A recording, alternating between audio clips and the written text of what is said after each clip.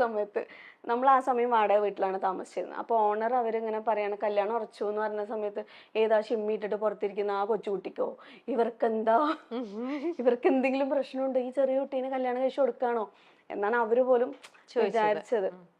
എന്നിട്ട് അത്ത എങ്ങനെയാന്ന് വെച്ചാൽ പെട്ടെന്നൊരു കാര്യം തീരുമാനിച്ചു കഴിഞ്ഞാൽ ആളെ ഇങ്ങനെ ആരോ അന്വേഷിച്ചു എന്ന് പറഞ്ഞു. നോക്കിയ സമയത്ത് ആള് സ്മോക്കൊന്നും ചെയ്യൂല. ഓക്കെ, എൻ്റെ മോളുടെ ലൈഫ് ഭദ്രമായിരിക്കും, നന്നായി കെയർ ചെയ്യും അങ്ങനെയെന്നൊക്കെയാണ്. കാരണം അത്ത നന്നായിട്ട് സ്മോക്ക് ചെയ്യായിരുന്നു. അപ്പൊ ഞങ്ങൾക്ക് ആർക്കും അതിനോട് താല്പര്യം ഉണ്ടായിരുന്നില്ല. അപ്പൊ അതന്വേഷിച്ചപ്പോ ഓക്കെ, ആള് ഗൾഫിലാണ്, ജോലി കാര്യങ്ങളൊന്നും അന്വേഷിച്ചില്ല. നല്ലൊരു മനുഷ്യൻ, അതാണല്ലോ നമ്മുടെ മോളുടെ ഭാവിക്ക് വേണ്ടത് എന്ന് വിചാരിച്ചിട്ടാണ് കല്യാണം അങ്ങനെ കഴിഞ്ഞത്. ഓക്കെ, അങ്ങനെ കല്യാണം കഴിഞ്ഞ ഹസ്ബൻഡിന്റെ പേര് അബ്ദുൽ ഗഫൂർ. ഓക്കെ, അപ്പോ ഗൾഫിലായിരുന്നു ആള്.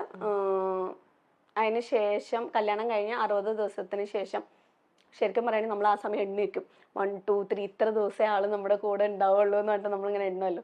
63ാമത്തെ ദിവസം ഗൾഫിലേക്ക് തിരിച്ചു പോവാണ്. പിന്നീട് അങ്ങോട്ട് സത്യം പറഞ്ഞു കഴിഞ്ഞാല് ഒരിക്കലും ഒരിക്കലും ഒരു പെൺകുട്ടിയെയും ഇതുപോലെ ആ ഒരു ചെറിയൊരു പ്രായത്തില് അതും ഗൾഫുകാരായിട്ടുള്ള ഒരു വീട്ടിലേക്ക് കെട്ടിച്ച് കൊടുക്കരുത്. കാരണം നമ്മൾ അത്രയും അവിടെ സ്ട്രഗിൾ ചെയ്യും.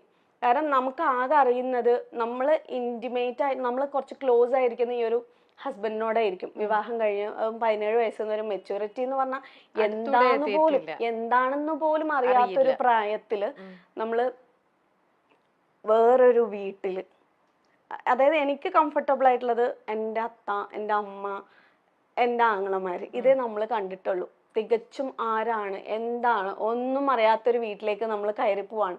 ഒരുപാട് ഈ പ്രതീക്ഷകൾ എല്ലാവരും പറയുന്ന പോലെ നമ്മളിങ്ങനെ ചിന്തിക്കും, ഒരു പെണ്ണിന്റെ വിവാഹം എന്നൊക്കെ പറഞ്ഞു കഴിഞ്ഞാല് നന്നായി ഒരുങ്ങുക, നല്ല ആഭരണങ്ങളൊക്കെ കിട്ടും, പുതിയ ഡ്രസ്സ് കിട്ടും, ഇനിയിപ്പോ വിവാഹം കഴിഞ്ഞാല് കുറെ ടൂറൊക്കെ പോവാം, ഇതൊക്കെ നമ്മൾ അറിയുന്നുള്ളൂ, കാണുന്നുള്ളൂ. പക്ഷെ യഥാർത്ഥ ജീവിതം എന്ന് പറഞ്ഞു കഴിഞ്ഞാൽ അതല്ല. അതിനകത്ത് വേറൊരു സംഭവമാണ്, വേറൊരു ലോകമാണ്.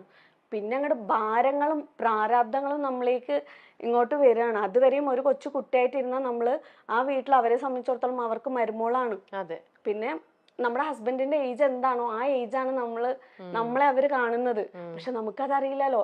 ചിലരൊക്കെ വന്നിട്ട് നമ്മളെക്കാളും വലിയ ആൾക്കാരൊക്കെ വന്നിട്ട് അമ്മായി, ആന്റി എന്നൊക്കെ വിളിക്കുമ്പോൾ ഞാൻ ആദ്യമായിട്ട് അങ്ങനത്തെ വിളികൾ കേൾക്കല്ലേ. പക്ഷെ അതൊന്നും നമുക്കൊരു പ്രോബ്ലം ആയിരുന്നില്ല.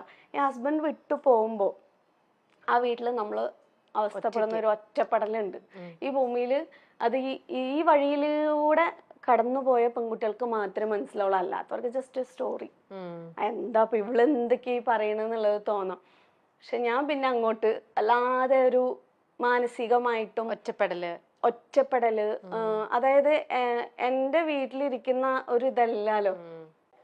ഓക്കെ, അപ്പൊ അതിനുശേഷം അദ്ദേഹം അങ്ങനെ 63 ദിവസം കഴിഞ്ഞപ്പോൾ അദ്ദേഹം ഗൾഫിലേക്ക് പോയി, ജോലിക്കായിട്ട് ഗൾഫിലേക്ക് പോയി. പിന്നീട് അങ്ങോട്ട് എപ്പോഴാ തിരിച്ചു വരുന്നത് എന്ന് പറഞ്ഞിട്ട് കാത്തുനിന്ന്, അതായത് നമ്മുടെ വീട്ടിലേക്ക് എന്നാ ഒന്ന് പോവാ വെയിറ്റ് ചെയ്തിരിക്കും. ഇവിടെ 15 ദിവസം, അവിടെ 10 ദിവസം, അല്ലെങ്കിൽ ഇവിടെ 20 ദിവസം, അവിടെ ഹസ്ബൻഡിന്റെ വീട്ടിൽ 20 ദിവസം നിൽക്കുക, 10 ദിവസം അമ്മയുടെ വീട്ടിൽ. ആ 20 ദിവസം ആവാൻ വേണ്ടിട്ട് ഓരോ ദിവസം ഇങ്ങനെ 1 2 3 എത്ര തന്നെ ഹസ്ബൻഡിന്റെ വീട്ടിൽ സുഖമുണ്ടോ ഇല്ലേ, ഇവിടെ ഞാൻ വേറൊന്നും പറയുന്നില്ല, സുഖമുണ്ടോ ഇല്ലേ, നമ്മുടെ വീടിന്റെ ആ ഒരു സ്വാതന്ത്ര്യമോ സമാധാനമോ ഒരിക്കലും നമുക്ക് നമ്മൾ ജനിച്ചു വളർന്ന നമ്മുടെ അച്ഛനമ്മ, നമ്മുടെ ലോകം, അവിടെ നമുക്ക് കിട്ടുന്ന ഒരു കംഫർട്ട് സോൺ എന്ന് പറയുന്നത് പ്രത്യേകിച്ചും ഈ ഒരു പ്രായത്തില്, മറിച്ച് വേറൊരു വീട്ടിലേക്ക് എങ്ങനെ കല്യാണം ഞാൻ എടുത്തൊരു തീരുമാനമുണ്ട്. എനിക്ക് ഫസ്റ്റ് പെൺകുട്ടി ജനിച്ചപ്പോ അവളുടെ വിവാഹത്തിനെ പറ്റിയിട്ട് ഞാൻ അടുത്ത കാലത്തൊന്നും ചിന്തിക്കൂല. ഞാൻ പറയും ഒരു പരിധി വരെ നീ എനിക്കിപ്പോ കെട്ടണം എന്ന് പറഞ്ഞു വന്നാലും ഞാൻ വിടൂല. നീ സ്വാതന്ത്ര്യത്തോടെ ജീവിക്കാം. മോളെ എപ്പോ കല്യാണം കഴിപ്പിക്കണം എന്നാണ് ഞങ്ങൾ ഇന്നലെ ഫുള്ള് അതായിരുന്നു ചർച്ച. ഞങ്ങളുടെ അതായത് ചെക്കൻ മാത്രം സെറ്റ് ആയിട്ടില്ല, കല്യാണത്തിന്റെ എല്ലാ ചർച്ചകളും ഗുലാബി, മെഹന്തി എല്ലാം സെറ്റ് ആയി. എത്ര വയസ്സായി? ആകെ 16 ആയിട്ടുള്ളൂ. അപ്പൊ ഞാൻ പറഞ്ഞു ഇതൊക്കെ നമുക്ക് ചർച്ച ചെയ്യാം, കേൾക്കാനൊക്കെ നല്ല സുഖമാണ്, പക്ഷെ 24 വയസ്സായിട്ട് നമുക്ക് മതി. അത്രയും മതി. അത്രയും കാലം നീ സ്വാതന്ത്ര്യത്തോടെ, ആരെയും പേടിക്കാതെ, ആരെങ്കിലും എന്നെ എന്തെങ്കിലും പറയോ അല്ലെ എന്നെ എന്തെങ്കിലും ചെയ്യോ, ഞാൻ ചെയ്യുന്നത് ശരിയാണോ, ഞാൻ ചെയ്തത് തെറ്റാണോ, അല്ലെങ്കിൽ എനിക്കൊരു ഗുഡ് സർട്ടിഫിക്കറ്റ്, മരുമോള് നല്ല മരുമോളാണ് എന്നുള്ള പേര് കിട്ടാൻ വേണ്ടിയിട്ട് സ്വന്തം എന്താ പറയാ സ്വാതന്ത്ര്യം കളഞ്ഞിട്ട് ജീവിക്കാത്ത ഒരു അവസ്ഥ എനിക്ക് നിനക്ക് തരണം എന്ന് യാതൊരു നിർബന്ധവും ഇല്ല. സ്വാതന്ത്ര്യത്തോടെ ജീവിക്കും ഉം. അതുവരെ. ഈ കിട്ടാം ഒരു പരീക്ഷണമാണ് വിവാഹം. ഭർത്താവ് എന്ന് പറഞ്ഞാലും ഒരു പരീക്ഷണം. എല്ലാം നമ്മുടെ തലവരെയാണ് അല്ലേ? ശരിക്കും നമുക്ക് യോജിച്ച ഒരാളെ കിട്ടുമോ ഇല്ലയോ, അത് ലവ് മാരേജ് എത്രയോ എണ്ണം നമ്മൾ ഫെയിലിയർ ആയിട്ട് കാണുന്നു, അറേഞ്ച്ഡ് മാരേജും അതുപോലെ തന്നെ. എന്നാൽ ഇതിലൊക്കെ തന്നെ നല്ലതുമുണ്ട്. ഇതെല്ലാം ദൈവം നമുക്ക് വിധിച്ചിരിക്കുന്നത് നല്ലത് അനുഭവിക്കാനുള്ള യോഗമാണെങ്കിൽ നല്ല രീതിയിലേക്ക് വരും. അപ്പൊ ഞാൻ പറയാം അതൊരു പരീക്ഷണമാണ്. അപ്പൊ അതുവരെയും നിനക്ക് ബേസിക് ആയിട്ട് വേണ്ട കാര്യങ്ങള് നേടിയെടുക്കുക. കാരണം നമ്മുടെ കയ്യിൽ അത്രയും സ്ട്രോങ് ആയിട്ടുള്ള ഒരു സംഭവം ഉണ്ടെങ്കിൽ പിന്നെ ഞാൻ അനുഭവിച്ച അത്രയും കാര്യങ്ങള് സ്ട്രഗിൾ അനുഭവിക്കേണ്ടി വരില്ല. സോ അത്രയും ഫ്രീഡം ആയിട്ട് നടന്നോളൂ. അതിനുശേഷം നമുക്ക് ചിന്തിക്കാന്നുള്ളതാണ് എന്റെ ഒരു കോൺസെപ്റ്റ് എന്ന് പറഞ്ഞത്. പിന്നെ ആള് ഓക്കെ, അങ്ങനെ അദ്ദേഹം പോയി ഇങ്ങനെ 20 ദിവസം എണ്ണി കാത്തിരുന്ന് 10 ദിവസം അങ്ങനെ നിൽക്കുന്ന ഒരു അവസ്ഥ. ചില സമയം പനി വരാനൊക്കെ വേണ്ടിട്ട് ആഗ്രഹിച്ചിട്ടുണ്ട് വീട്ടിലേക്ക് പോവാൻ, എങ്ങനെയെങ്കിലും ഒന്ന് വീട്ടിലേക്ക് പോവാൻ. പനി വന്നു കഴിഞ്ഞാൽ എന്തായാലും വീട്ടിലേക്ക് പോകണല്ലോ, അങ്ങനെ ചിന്തിച്ച ദിവസങ്ങൾ വരെ ഉണ്ട്. അപ്പൊ അതാ ഞാൻ പറഞ്ഞത്, നമ്മുടെ മക്കൾക്ക് അങ്ങനത്തെ ഒരു അവനവന്റെ വീട്ടിലേക്ക് വരാൻ മറ്റുള്ളവരുടെ എന്തെങ്കിലും വേണം, കിട്ടിയിട്ട് വേണം എന്ന് ആഗ്രഹിക്കുന്ന ആ ഒരു സംഭവം വേണ്ട, മനസ്സിലായി എന്ന്. അതുകൊണ്ടാണ് എനിക്ക് അങ്ങനെ തോന്നിയത്. പിന്നെ ആള് ഒരു 11 മാസം കഴിഞ്ഞിട്ടാണ് വരുന്നത്. വരുന്ന തലേദിവസം എന്നെ വിളിച്ചിട്ട് പറയാണ് എനിക്ക് ലീവ് കിട്ടിയില്ല, ഞാൻ വരുന്നില്ല എന്നുള്ളത്. ഞാൻ ആ സമയം ഹസ്ബൻഡിന്റെ വീട്ടിലാണ്. ബാത്റൂമിൽ പോയി, അതൊന്നും ആർക്കും അറിയില്ലേ, ബാത്റൂമിൽ പോയിട്ട് പൈപ്പ് തുറന്നിട്ടിട്ട് ഒച്ചിട്ടിട്ട് കരഞ്ഞിട്ട് എൻ്റെ അത്താനെ വിളിച്ചു പറഞ്ഞു നാളെ വരില്ല എന്നാ പറയുന്നത്. എനിക്കിനി ജീവിക്കണ്ട, എനിക്ക് പറ്റൂല, എനിക്കിനി ഇങ്ങനെ മുന്നോട്ട് പോകാൻ പറ്റൂല, ഞാൻ നാളെ തന്നെ വീട്ടിലേക്ക് വരും, എനിക്ക് പറ്റൂല എന്നൊക്കെ പറഞ്ഞ ഭയങ്കര കരച്ചിലായിരുന്നു. അപ്പോൾ എൻ്റെ അത്ത പറഞ്ഞു ഓക്കെ ശരി നീ കരയാതെ, നമുക്ക് ആലോചിക്കാം, നമുക്ക് എന്താ വേണ്ട തീരുമാനിക്കാം. അല്ലെങ്കിലും നിന്നെ ഗൾഫുകാരന് കല്യാണം കഴിച്ചു കൊടുക്കണം എന്നൊന്നും എനിക്ക് തീരുമാനം ഉണ്ടായിരുന്നില്ല. നമ്മൾ പറഞ്ഞതല്ലേ, ആള് വന്നു കഴിഞ്ഞാൽ അവിടെ ഷോപ്പ് ഇട്ട് കൊടുക്കുക, അതാണല്ലോ നമ്മുടെ പ്ലാൻ, അതൊക്കെ ഞാൻ ശരിയാക്കി തരാമെന്ന് പറഞ്ഞിട്ട് അത്ത അങ്ങനെ പറഞ്ഞിട്ട് അന്ന് സമാധാനിപ്പിച്ചു. പിന്നെ നോക്കിയപ്പോ ആള് വരുന്നുണ്ട്, വെറുതെ നമ്മളെ ഒന്ന് കളിപ്പിക്കാനും വേണ്ടിട്ട് പറഞ്ഞതാണ് എന്നുള്ളത് മനസ്സിലാവുന്നത്. വന്ന എല്ലാം സെറ്റ് ആവുമെന്നാണ് നമ്മൾ വിചാരിച്ചത്. പക്ഷെ പിന്നീട് അങ്ങോട്ട് എന്താ പറയാ, പ്രോബ്ലംസിന്റെയും ഫിനാൻഷ്യലി ആയിട്ടുള്ള ബുദ്ധിമുട്ടിന്റെയും ഒരു വൻ കുത്തൊഴുക്ക് തന്നെയായിരുന്നു പിന്നെ നമ്മുടെ ജീവിതത്തിലേക്ക് വന്നത്.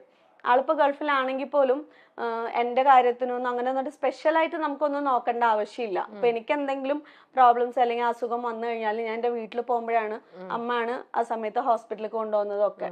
അപ്പൊ എനിക്ക് എന്ന് പറഞ്ഞിട്ട് ചിലവിന്റെ കാര്യം നോക്കണ്ട. പക്ഷെ നാട്ടിലേക്ക് വന്നു കഴിഞ്ഞാൽ പിന്നെ ഞാൻ ആളോട് പറഞ്ഞു എനിക്ക് പഠിക്കണം. ഈ 11 മാസത്തിന് ശേഷമാണ് വീണ്ടും പഠിക്കാനുള്ള ഒരു തീരുമാനത്തിലേക്ക് എത്തുന്നത്. അപ്പൊ അത് പോസിബിൾ ആവോ, നടക്കോ, ഇവിടെ നിന്ന് പോകുന്നത് നടക്കോ എന്ന് ചോദിച്ചു. ഇത് ഞാൻ പറഞ്ഞിട്ടില്ല, അതായത് അറബി കോളേജിലേക്ക് വീണ്ടും ഡിഗ്രി എടുക്കാൻ വേണ്ടിയിട്ടുള്ള ഒരു തീരുമാനമായിരുന്നു. അപ്പം നടക്കും, എല്ലാ പണിയും ഞാൻ ചെയ്തതിന് ശേഷം ഞാൻ ഇവിടുന്ന് പോകുള്ളൂ, ആർക്കും ഒരു ബുദ്ധിമുട്ടും എൻ്റെ പഠനം കൊണ്ട് വരാത്ത രീതിയിൽ ഞാൻ ചെയ്യാന്ന് പറഞ്ഞു. കോളേജിലെ സാറൊക്കെ വിളിച്ച് സംസാരിച്ച് അവർ ഓക്കെ പറഞ്ഞു. ആഴ്ചയിൽ 3 ദിവസം അല്ലെങ്കിൽ 2 ദിവസം ക്ലാസ്സിൽ പോകുന്ന പോലെ, ബാക്കിയുള്ള ദിവസങ്ങൾ വീട്ടിലത്തെ കാര്യങ്ങൾ നോക്കുന്ന പോലെ. അപ്പൊ കുട്ടികളൊന്നും ഉണ്ടായിട്ടില്ല. അങ്ങനെ നമ്മൾ അറബി കോളേജിൽ പോയിട്ട് വീണ്ടും ഡിഗ്രിക്ക് ജോയിൻ ചെയ്ത് ക്ലാസ് ഒക്കെ അറ്റൻഡ് ചെയ്ത് അങ്ങനെ പോയിക്കൊണ്ടിരിക്കുകയാണ്. ആ സമയത്ത് മോളെ പ്രഗ്നന്റ് ആവുന്നത്. മോളെ പ്രഗ്നന്റ് ആയിട്ട് നമ്മൾ ക്ലാസ് പറ്റുന്ന പോലെ പോയി. എങ്ങനെ പോകുന്ന വെച്ചാൽ രാത്രി തന്നെ എല്ലാ പാത്രങ്ങളൊക്കെ കഴുകി ഫിനിഷ് ആക്കി വെക്കും. കാരണം എനിക്ക് നേരത്തെ ക്ലാസ്സിലോട്ട് പോകണം. അപ്പോൾ തലേ ദിവസം തന്നെ മാക്സിമം ചെയ്യാനുള്ള പണികളൊക്കെ ചെയ്തിട്ട് പാത്രങ്ങളൊക്കെ എല്ലാം കഴുകി കിച്ചൺ കംപ്ലീറ്റ് നീറ്റ് ആക്കിയതിന് ശേഷം രാവിലെ എണീറ്റിട്ട് ആണ് പോകുന്നത്, ക്ലാസ്സിലേക്ക് പോകുന്നത്. ടിഫിൻ അമ്മ റെഡിയാക്കി വെക്കും അവിടെ വീട്ടിൽ. കാരണം ഇവിടെ എനിക്ക് നിന്ന് കുക്ക് ചെയ്യാൻ പറ്റില്ല. യാത്ര ചെയ്യാൻ 1.5 മണിക്കൂറോളം നമ്മൾ വണ്ടിയിൽ നിന്നിട്ട് വേണം പോവാനും വേണ്ടിയിട്ട്. അങ്ങനെ അവിടെ നിന്ന് ടിഫിൻ ആക്കി വാങ്ങിയിട്ട് വേഗം പോകും. പിന്നെ അടുത്തടുത്തായിരുന്നോ? എന്റെ വീടും ഹസ്ബൻഡിന്റെ വീടും കുറച്ച് ഒരു 1 കിലോമീറ്ററിന്റെ ഡിസ്റ്റൻസ് ഉള്ളൂ.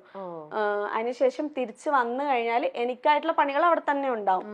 തുണി അലക്കിയതുണ്ടെങ്കിൽ ഉണക്കാനിടാനുണ്ടാവും, പാത്രം കഴുകാനുണ്ടാവും, വന്നിട്ട് ബാക്കിയുള്ള പണികൾ ചെയ്യുക. അങ്ങനെ ആയിട്ടാണ് അറബി കോളേജിൽ. അത് ഒരുപാടൊന്നും നീണ്ട് എനിക്ക് പോകാൻ പറ്റിയിട്ടുണ്ടായിരുന്നില്ല, കുറച്ചേ ഉണ്ടായിരുന്നുള്ളൂ. പിന്നെ അതിനുശേഷം പിന്നെ അത് വിട്ടു, നമുക്ക് നടക്കൂല എന്നുള്ളത് മനസ്സിലായിട്ട് അത് അവിടെ ഡ്രോപ്പ് ചെയ്തിട്ട് ഫസ്റ്റ് പ്രസവം കഴിഞ്ഞു. മോളെ പ്രഗ്നന്റ് ആയിരിക്കുന്ന സമയത്ത് അതുപോലെ ഒത്തിരി പ്രയാസങ്ങൾ അനുഭവിച്ചിട്ടുണ്ടായിരുന്നു. എന്താ പറയാ, വെയിറ്റ് എടുത്തിട്ടും അവിടെ എന്ന് പറയുമ്പോൾ പണ്ടത്തെ ആ ഒരു സ്റ്റൈലാവുമ്പോൾ തന്നെ ഈ ടാങ്കൊക്കെ ഭയങ്കര, ടാങ്കിൽ വെള്ളം നിറച്ച് വെച്ചിട്ട് അന്ന് എടുത്തിട്ട് വന്നിട്ടാണ് നമുക്ക് ഈ പാത്രങ്ങളൊക്കെ കഴുകാനും വേണ്ടിയിട്ട്. അപ്പോൾ ഞാൻ ഇതില് പോയിട്ട് ടാങ്കിന്റെ ഈ ഒരു മതിൽ എന്ന് പറയുമ്പോൾ ഇത്ര ഹൈറ്റ് ഉണ്ടാവും, ഇതിന്റെ അടുത്ത് പോയിട്ട് ഇതിനകത്തേക്ക് താഴ്ന്ന വെള്ളമായിരിക്കും, നമ്മളിത് ഹെൽപ്പ് ചെയ്യാനൊന്നും ആരും ഉണ്ടാവില്ല. അപ്പൊ ഇതിങ്ങനെ കോരി എടുത്തിട്ട് വരുമ്പോഴേക്ക് വയറൊക്കെ ഇങ്ങനെ മുട്ടിയിട്ടിരിക്കും. അപ്പൊ അടുത്ത വീട്ടില് ഇരിക്കുന്നവര് പറയും അവിടെ ഒരു കുഞ്ഞു കുട്ടീൻ്റെ, അത് എനിക്ക് ഇപ്പോഴും ഓർമ്മയുണ്ട്, ഇത് നോക്ക് ഇതുപോലെ ഒരു ജീവൻ തന്നെയാണ് നിന്റെ വയറ്റിലിരിക്കുന്നത്, നീ ഇങ്ങനെ കുനിഞ്ഞിത് എടുക്കുന്ന സമയത്ത് ആ കുട്ടിക്ക് എന്തെങ്കിലും സംഭവിക്കില്ലേ.